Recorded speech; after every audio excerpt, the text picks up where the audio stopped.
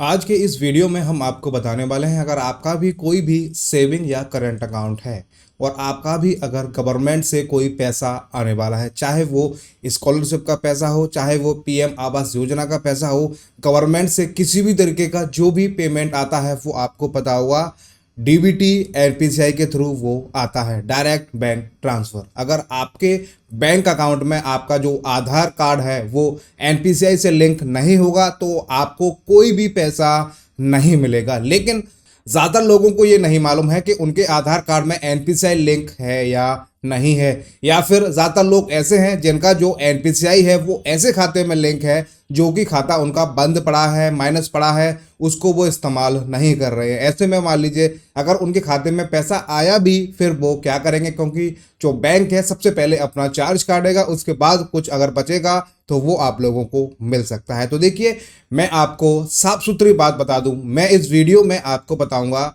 आपका किसी भी बैंक में अकाउंट हो, आपको उस बैंक से अगर किसी नए बैंक में अगर चेंज करना है, ठीक है, अपना एनपीसीआई, डीबीटी, आधार सीडिंग, तो वो आप कैसे कर पाएंगे। मैं आपको एकदम से बहुत ही शॉर्टकट तरीका बताने वाला हूं, जिससे कि आप 2 और 3 दिन के अंदर अंदर घर बैठे ही आप इस काम को कर पाएंगे। इसके लिए आपको कहीं नहीं जाना है, लेकिन आपके ऊपर चॉइस है, आप उस काम को कर सकते हैं तो आप कर लीजिए, वरना आप नहीं करना चाहते तो वो आपकी मर्जी। अब मैं आपको पूरा जो प्रोसेस है वो आपको बताने वाला हूं कि कैसे आप घर बैठे अपना जो बैंक में आधार एनपीसीआई है, अगर आपका कोई भी खाता नहीं है तो आप पहली बार उस बैंक खाते में लिंक कर सकते हैं, और अगर आपका पहले से किसी बैंक में है तो आप उसको बदल भी सकते हैं। और मैंने इस काम को किया है विद प्रूफ, मैं आपको यहाँ पे दिखाने वाला हूँ। तो चलिए वीडियो को हम शुरू करते हैं। उससे पहले मैं आपको बता दूं, अगर आप चैनल पे पहली बार आए हैं तो आप इस चैनल को सब्सक्राइब और फॉलो ज़रूर कीजिएगा। देखिए, अब मैं आपको बता दूं कि आपको अपना जो एनपीसीआई है, डीबीटी है, वो कैसे बैंक में लिंक करना है। अब मान लीजिए आपका किसी भी बैंक में सेविंग अकाउंट है, चाहे वो स्टेट बैंक में हो, एचडीएफसी में हो, आईसीआईसी हो, कैनरा हो, बैंक ऑफ इंडिया हो, किसी भी बैंक में आपका सेविंग अकाउंट है। अब आपको उस बैंक से किसी दूसरे बैंक में लिंक करना है, वो भी आपकी कोई सी भी बैंक हो सकती है। लेकिन मैं आपको बताऊंगा, अगर आप एक पर्टिकुलर बैंक खाते में अगर आपका अकाउंट ओपन है या आप करते हैं तो उसमें आप घर बैठे कैसे कर सकते हैं। उसके लिए आपको कहीं नहीं जाना है, सारे काम आपके होंगे।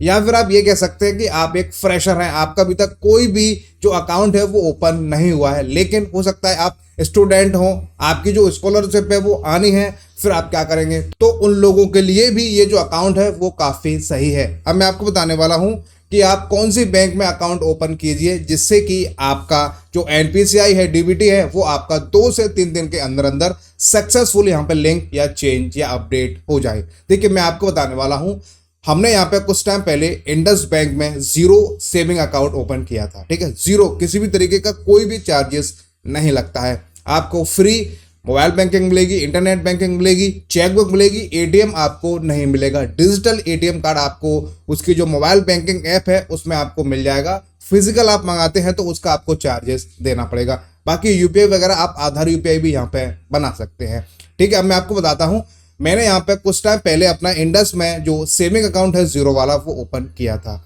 मैं उसको जब ओपन कर रहा था तो मुझे ऐसी कोई भी जानकारी नहीं थी कि जब अकाउंट ओपन होगा तो यहाँ पे जो एनपीसीआई है, डीबीटी है, उसको भी हम यहाँ पे चेंज कर सकते हैं। पहले मेरा एक्सिस बैंक अकाउंट में मेरा जो एनपीसीआई या डीबीटी है वो लिंक था, तो मैंने सोचा क्यों ना एक बार चेंज करके चेक किया जाए। तो जब मैं अपना जो अकाउंट है 0 वाला इंडस का उसको ओपन कर रहा था तो वहाँ पे एक ऑप्शन आया डीबीटी वाला। उन्होंने मुझसे पूछा क्या आपको इसको चेंज करना है, यानी कि आपका जो है डीबीटी है वो आप अपना जो है इंडस बैंक में रखना चाहते हैं। तो मैंने वहाँ पे उस पर टिक कर दिया और मेरा जो अकाउंट है उसके बाद 10 से 15 मिनट में मेरा जो अकाउंट है वो तो ओपन हो गया।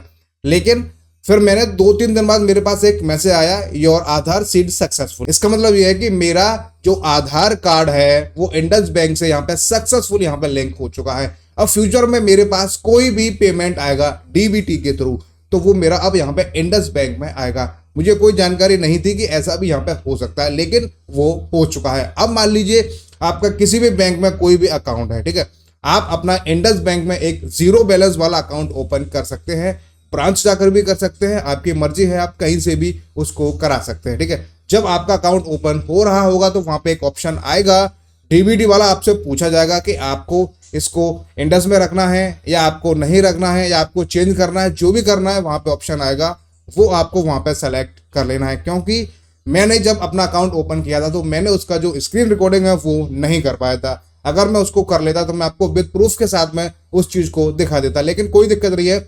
जो मैं आपको बता रहा हूँ वो रियलिटी है और एकदम से सही है, आपका वहाँ पे वर्क करेगा। ठीक है, आप उसको जब लिंक कर देंगे डीबीटी एनपीसीआई से, तो 2 या 3 दिन के अंदर अंदर आपका जो बैंक में सक्सेसफुल का जो मैसेज है वो आपके पास आ जाएगा और आपका जो एनपीसीआई है वो आपका यहाँ पे सक्सेसफुल एक्टिवेट हो जाएगा। और आपकी जो मोबाइल बैंकिंग है इंडस की, वो भी आप इस्तेमाल कर सकते हैं। एटीएम कार्ड डिजिटल आप इस्तेमाल कर सकते हैं, यूपीआई पैसा भेज सकते हैं, पैसा मंगा सकते हैं, किसी भी तरीके का आपको कोई भी चार्जेस नहीं देना है। ठीक है, तो इसी तरीके से आप घर बैठे, अगर आपका किसी दूसरे बैंक में एनपीसीआई लिंक है, डीबीटी लिंक है, या फ्रेशर है, आपका कोई भी अभी तक कहीं पर भी डीबीटी लिंक नहीं है, तो इस तरीके से आप घर बैठे अपना जो है वो यहाँ पे इंडस बैंक में लिंक करा सकते हैं। मैंने आपको जो भी प्रोसेस बताया है वो एकदम से सही प्रोसेस है और 110% ये आपका वर्क कर रहा है। फिलहाल आपको अगर वीडियो देखने के बाद कुछ समझ में नहीं आया हो, आपका कोई डाउट हो, आपको कुछ पूछना है, आपकी कोई समस्या है, आपका डीबीटी लिंक नहीं हो रहा है, तो आप हमें कमेंट कर सकते हैं। क्योंकि देखिए, आप जब भी हमें कमेंट करते हैं तो हम पूरी कोशिश करते हैं आपका जो कमेंट आया है उसका आपको जो रिप्लाई है वो हम आपको दे सकें। लेकिन कभी कभी हम आपको तुरंत रिप्लाई नहीं कर पाते हैं, उसके लिए हम माफ़ी मांगते हैं। लेकिन हमेशा से हम कोशिश करते हैं जब भी हमारे पास कोई भी कमेंट आता है हम उसका जो जवाब है उसको यहाँ पे देने की कोशिश करते हैं। हम उम्मीद करते हैं वीडियो आपको काफ़ी पसंद आई होगी। वीडियो देखने के लिए आप सभी का बहुत बहुत धन्यवाद।